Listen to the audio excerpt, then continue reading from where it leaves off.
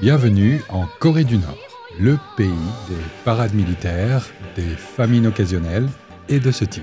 Ses armes nucléaires, les échecs technologiques les plus spectaculaires et les pirates informatiques les plus puissants du monde. They have the capability not only to infiltrate, but potentially to destroy data and systems. Oula. Il y a quelque chose qui cloche là, attendez un peu. En matière de technologie, la Corée du Nord a souvent l'air coincée dans les années 60. Alors comment ce pays peut-il être aussi fort en piratage informatique ? C'est une histoire compliquée dans laquelle de nombreuses choses ne sont pas ce qu'elles semblent être. On pourrait même dire qu'il y a de la tromperie dans l'air comme une pièce de théâtre. Alors, bienvenue dans ce théâtre nord-coréen.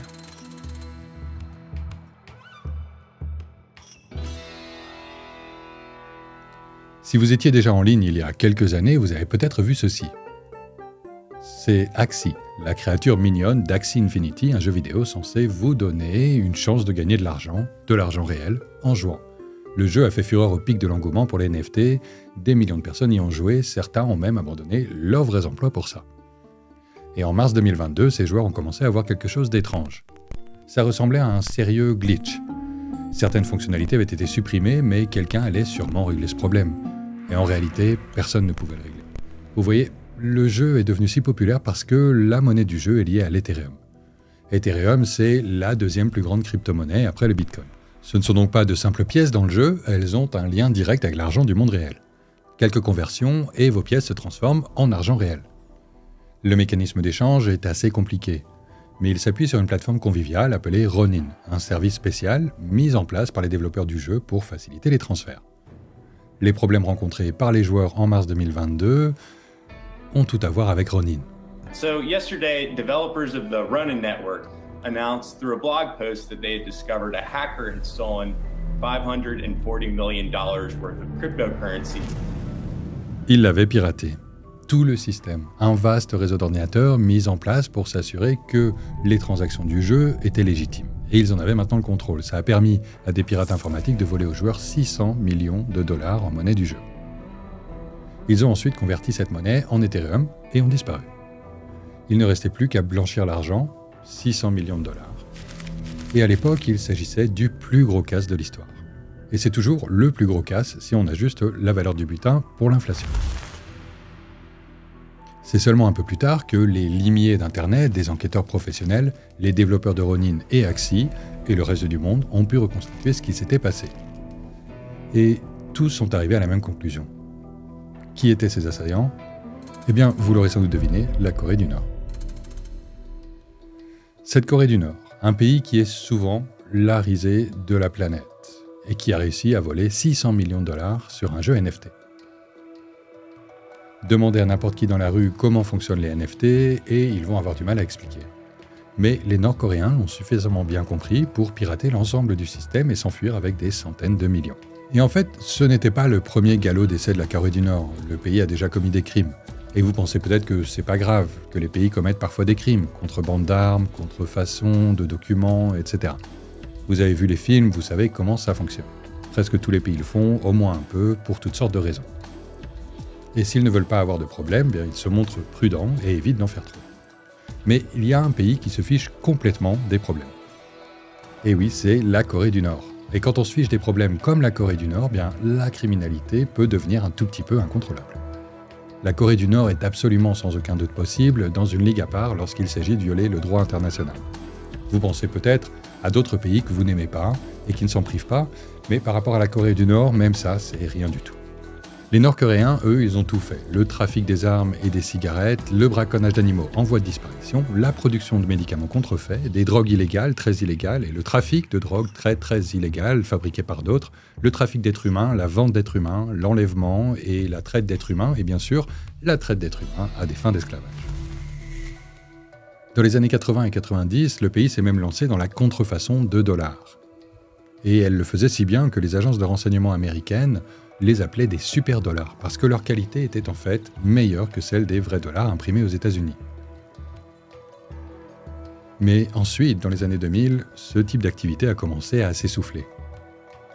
Ça se produit toujours, et de nos jours encore, une vente d'armes illégales nord-coréennes est découverte ici ou là.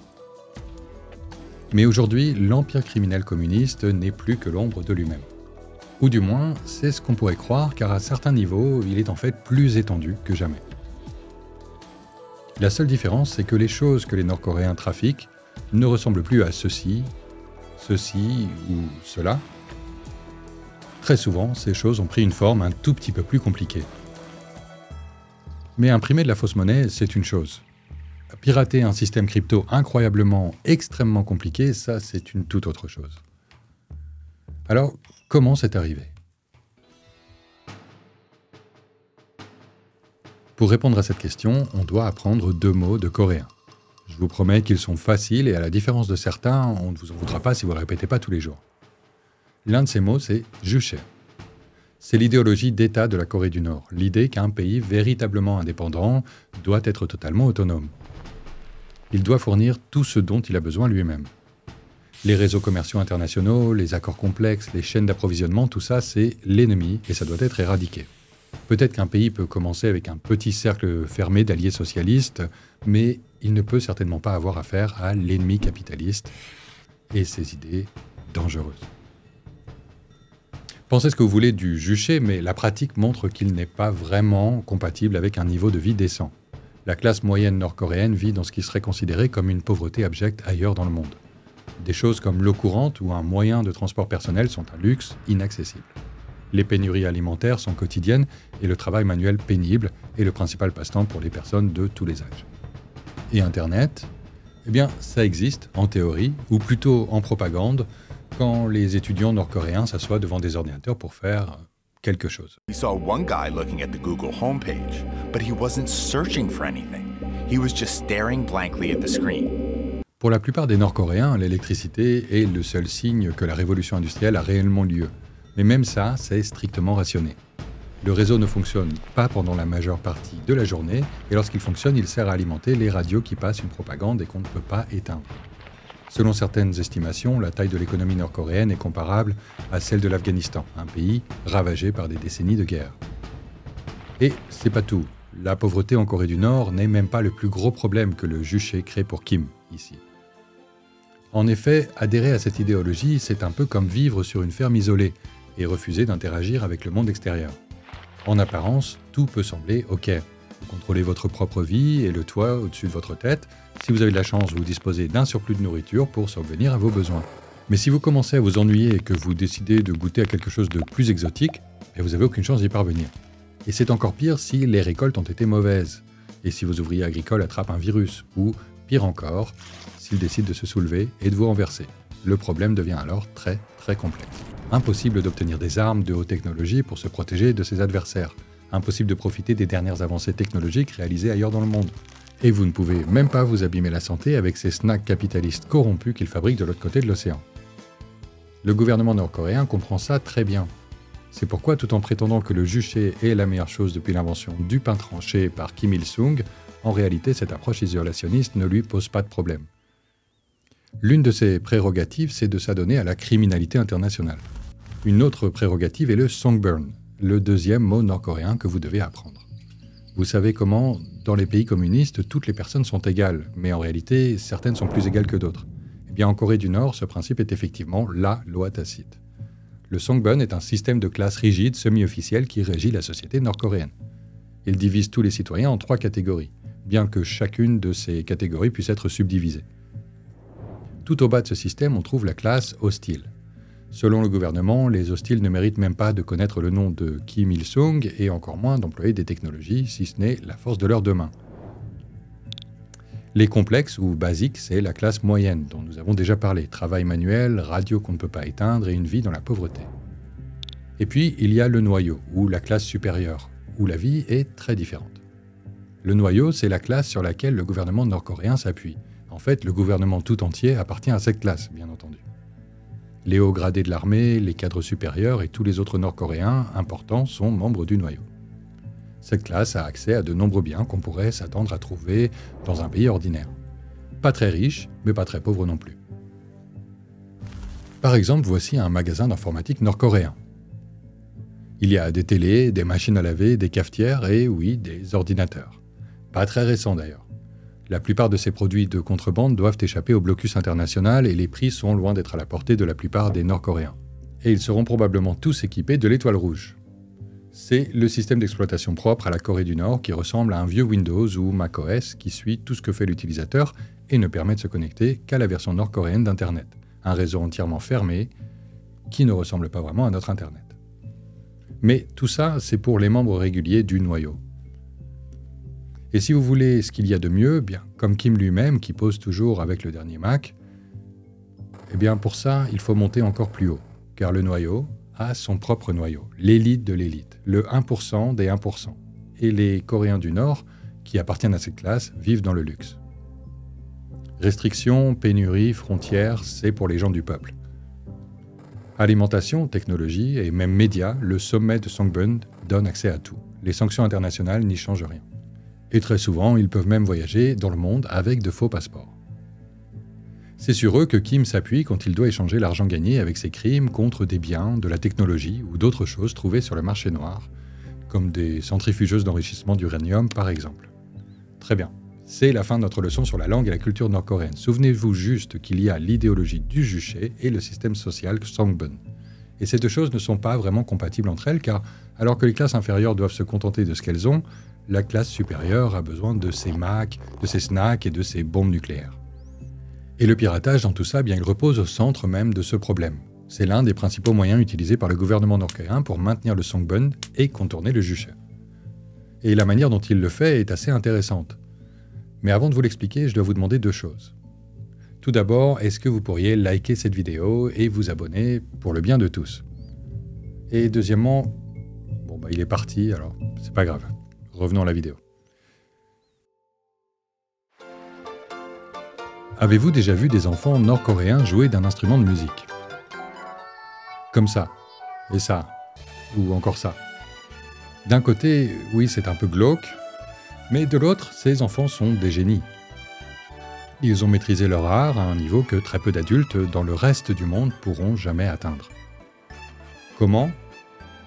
Eh bien, la Corée du Nord adore les enfants surdoués.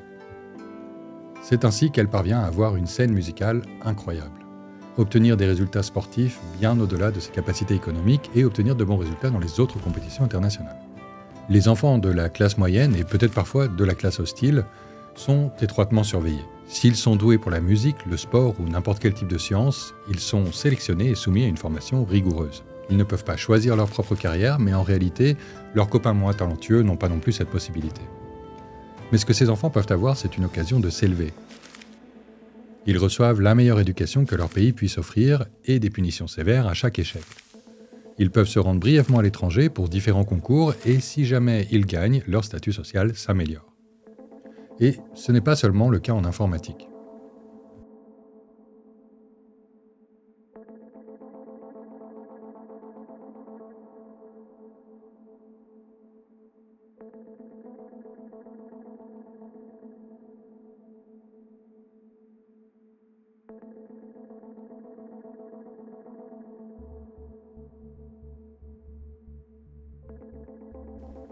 Mais pour les génies des maths, il y a un parcours professionnel particulier qu'ils peuvent suivre pour gagner de l'argent à l'étranger. La Corée du Nord le fait depuis des décennies via toutes les activités criminelles dont on a parlé. L'une de ces activités, c'est le travail forcé. Les Nord-Coréens étaient envoyés pour faire tout, de la pose de briques au Moyen-Orient à la coupe du bois en Sibérie. Mais s'ils peuvent faire ça, ils peuvent peut-être aussi le faire pour des emplois mieux rémunérés. Cette prise de conscience a frappé la Corée du Nord dans les années 2000. Le numérique était en train d'exploser et les postes dans l'informatique devenaient les plus prestigieux et ils pouvaient rapporter très gros. Passez quelques années à apprendre la programmation ou la conception du web et vous gagnerez plus d'argent qu'une équipe entière de bûcherons. Bien entendu, bâtir une industrie informatique, même petite, à l'intérieur de la Corée du Nord, c'était impossible. Les connexions Internet en Corée du Nord sont étroitement surveillées et toute infraction aux sanctions internationales risquerait d'avoir de graves conséquences. Mais c'est là que l'idée d'envoyer des travailleurs à l'étranger refait surface. Donnez de faux passeports à vos génies des maths, envoyez-les dans un pays où les frontières sont mal surveillées, et voilà, votre armée d'expats informaticiens. Nous connaissons au moins quelques cas où ce modèle a été appliqué et des établissements entiers ont été créés pour le soutenir. Voici l'un de ces établissements, un hôtel pas cher à Shenzhen, en Chine. Il fonctionnait comme un véritable hôtel et était étonnamment bien aménagé pour ses vrais visiteurs. Mais la plupart de ces visiteurs n'étaient pas des clients. Il s'agissait de Nord-Coréens qui travaillaient là en utilisant l'accès local à Internet.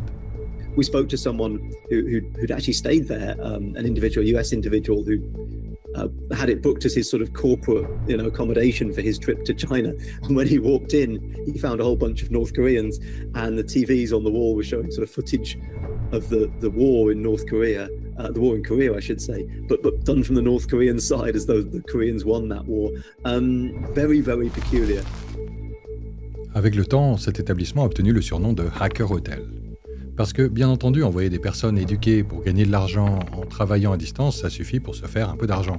Mais si vous ne vous sentez pas obligé d'obéir à la loi, il y a des moyens de gagner beaucoup plus d'argent très très rapidement. Mais tout n'a pas commencé comme ça. Les premières opérations de piratage nord-coréennes étaient une question de prestige et un peu d'espionnage. Au milieu des années 2000, ils ont commencé à attaquer la Corée du Sud, surtout en brouillant ses services avec des attaques par déni de service. Ces attaques n'ont pas causé de dommages durables, mais elles se sont avérées assez gênantes. Au milieu des années 2010, ces pirates ont pris une envergure internationale. Et là, ils se sont mis à voir les choses en grand. En 2014, ils ont piraté Sony pour se venger de la sortie d'un film qui se moquait de Kim Jong-un et ont exécuté un vol de données qui démontrait une excellente compréhension des aspects techniques et sociaux du piratage informatique. Et ces aspects les ont énormément aidés avec la tâche pour laquelle la plupart des pays utilisent leur armée de pirates, l'espionnage. They've been known to target defense companies, both in countries that they don't get along with, and also sometimes in friendly countries like Russia. Last year they seemingly tried to steal missile data from a Russian missile manufacturer. That sort of information is very important for their weapons development. And beyond that, they will also target researchers, they will target strategy, they will target government organizations around the world because they want to understand policy decisions. Mais les mêmes techniques fonctionnent contre des entités commerciales également. Alors pourquoi ne pas les monétiser ? À la fin des années 2010, les Nord-Coréens ont mis le paquet. Piratage de banques, diffusion de ransomware et des opérations massives que seule une armée de hackers financée par un État pourrait réaliser. Après quelques années, les crypto-monnaies sont apparues. Un système monétaire complet conçu pour contourner les contrôles des gouvernements et des institutions. Qui aurait pu deviner que ça serait populaire auprès des criminels ? Et qui aurait pu imaginer qu'un pays comme la Corée du Nord pourrait se mettre à l'exploiter avec autant d'enthousiasme ? Le truc, comme vous l'aurez deviné, c'est que la Corée du Nord ne s'est pas contentée d'utiliser les crypto-monnaies.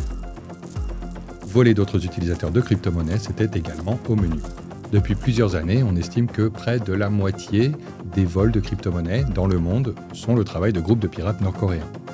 Le piratage d'Axie Infinity a été le plus grand et le plus efficace, mais d'innombrables piratages moins importants se produisent presque chaque mois. And by the way, North Korea denies that hack and all of the other hacks attributed to it. North Korea says this is a smear campaign by its enemies, including the US.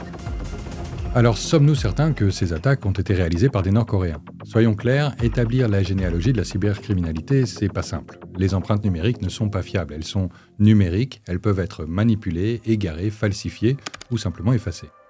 Mais dans chacun de ces cas, et dans des milliers d'autres, il y a suffisamment d'éléments de preuve qui suggèrent que les attaques venaient de groupes de hackers nord-coréens qui opèrent à l'extérieur du pays sous de fausses identités et des sociétés écrans. Mr. Creator is using your Upwork or LinkedIn account to scam people. You get 10% of these fraudulent earnings if he actually does pay you, but all of the scam is under your LinkedIn account, which is under your name, or your Upwork account, which is under your name, because to sign up for these services, you need to have ID verification. There's been research by the United Nations and other watch groups that are working with the global community to prevent them from gaining access to weapons, and a good amount of the money that they've converted into fiat currency has been traced to purchases of materials to build their missiles program.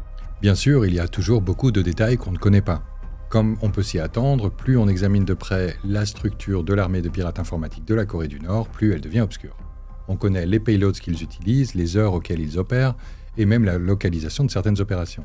Mais au-delà de ça, il reste beaucoup de mystères. Typically, they will operate under the Reconnaissance General Bureau. Now, within that, there's a lot of disagreement on how things are structured. a particular bureau associated with technologies called the Third Bureau, which is responsible, some people say, for foreign intelligence. Some people say it was for technical reconnaissance. And as a result, a lot of cyber groups operate under these bureaus and another entity called Lab 110, which some view as a reorganization of a previous bureau responsible for cybercrime. We don't know how this is, and even during the pandemic, there have been reports that cybercrime operations have been reorganized. What we do know for sure is that within these bureaus, operating under them are many different cyber criminals, many different threat groups, and we know them by different names. Lazarus, Kimsuky, Andariel, Blue Norov. Ce dont nous sommes certains, c'est que la Corée du Nord sélectionne les personnes les plus talentueuses et les plus dévouées parmi sa population et les forme, investit sur eux et les transforme en hackers talentueux. On sait qu'ils opèrent principalement sous couvert de fausses identités entreprises à l'extérieur du pays, sous l'œil vigilant de l'armée nord-coréenne. On sait également qu'ils ont une liberté surprenante dans leur fonctionnement. On en trouve une bonne illustration avec la dernière invention de ces pirates, le système d'emploi par procuration. Voici comment ça fonctionne. Des agents nord-coréens contactent des personnes aux États-Unis ou en Europe et leur proposent de postuler pour des postes en informatique. Ces Américains ou Européens ne travaillent pas vraiment. Ce sont les Nord-Coréens qui travaillent, mais l'employeur n'en a aucune idée. Dans le pire des cas, le hacker gagne beaucoup d'argent. Dans le meilleur des cas, il bénéficie d'un accès exclusif au système de certaines grandes entreprises et vole leurs secrets. Mais ceci, comme beaucoup d'autres attaques de la Corée du Nord, n'est pas un simple job qui nécessiterait des compétences techniques. Il faut aussi une maîtrise poussée de l'ingénierie sociale. Messages de hameçonnage convaincants, faux appels, faux sites web. La grande majorité des piratages commencent de cette manière. Ça ne veut pas dire qu'ils manquent de compétences techniques, bien au contraire. Et en plus de tout ça, ils sont extrêmement forts pour innover. They're extremely sophisticated and they stay ahead of the changing crypto technology more than most in the crypto enthusiast world. They are often, one step ahead or alongside, the best and brightest in the crypto investigative world. And they're continuously experimenting with new ways to either steal money or make money off of crypto schemes or launder funds. We've seen them dabbling in mining. We've seen them dabbling in NFTs. We've seen them dabbling in Monero, as you mentioned, and bits of ways that they can move money or gain access to money out of crypto. Mais il y a un autre problème. Ces pirates doivent pouvoir goûter au monde extérieur. Ils doivent même apprendre comment il fonctionne. Après tout, ils devront tout faire, de faux appels téléphoniques jusqu'à l'utilisation des subtilités du marché des cryptos. Et après avoir découvert le monde extérieur et s'être entraîné au mode de vie occidental, il pourrait devenir un peu difficile à contrôler. C'est ici que le système de classe entre à nouveau en jeu. D'une part, ces pirates ne sont pas si différents de l'élite régulière, qui voyagent à travers le monde, profitent d'Internet et mangent toutes les chips qu'ils veulent. En fait, ces génies des maths pourraient même venir de cette classe supérieure ou être motivés par la perspective de la rejoindre si leurs aventures criminelles finissent par avoir suffisamment de succès. Le piratage informatique nord-coréen est donc une sinistre boucle de feedback. Elle incite à monter dans la hiérarchie sociale et aide le pays à maintenir sa classe supérieure. Et cette classe de l'élite est aussi à l'origine de l'ensemble des activités de hacking. Mais que se passe-t-il si l'ensemble du système de coercition sociale échoue? Que se passe-t-il si l'idée de faire défection traverse l'esprit du pirate? Alors bien sûr, il y a les bâtons habituels, la surveillance totale, les menaces d'exécution et la perspective d'une rétrogradation de l'ensemble de la famille du pirate récalcitrant vers la classe des indésirables. Et bien sûr, il y a le plus grand facteur de dissuasion, l'apathie. One of the interesting things that I saw a description of inside North Korea was a bunch of university students who were looking at the internet, the open internet, and they were told to go away and research and find out, I don't know, the height of the Empire State Building or something like that. So they can see New York, they can see the Empire State Building, they can see Manhattan, but beyond that they had no inquisitiveness.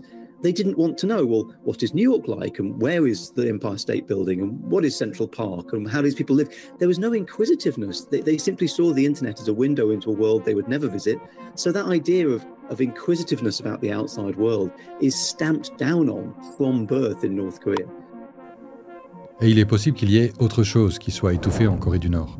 Vous souvenez-vous de la première fois que vous avez entendu parler de hackers nord-coréens? Quelle a été votre réaction?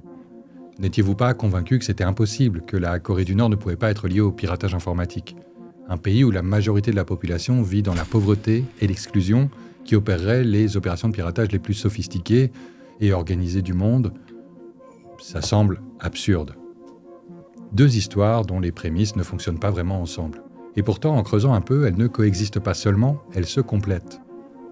Mais faire que cette idée semble absurde, étouffer toute curiosité au sujet de l'empire criminel de la Corée du Nord, c'est là toute la stratégie. Convaincre le reste du monde que vous ne représentez aucun danger, que vous n'êtes qu'un royaume ermite avec sa pauvreté, sa propagande naïve, son leader un peu fou et son étrange obsession des armes nucléaires, qui ne fonctionne même pas la plupart du temps, c'est très ingénieux. Pour être honnête, on ne sait pas si c'est fait exprès ou une heureuse coïncidence que le régime nord-coréen aime exploiter. Mais on espère vraiment qu'après avoir regardé cette vidéo, vous ne tomberez plus dans le panneau, parce que vous avez appris quelque chose de nouveau au sujet du monde. Merci de votre attention. Cette vidéo a été créée par toute une équipe chez Cybernews. Et on aimerait vraiment savoir si elle vous a plu.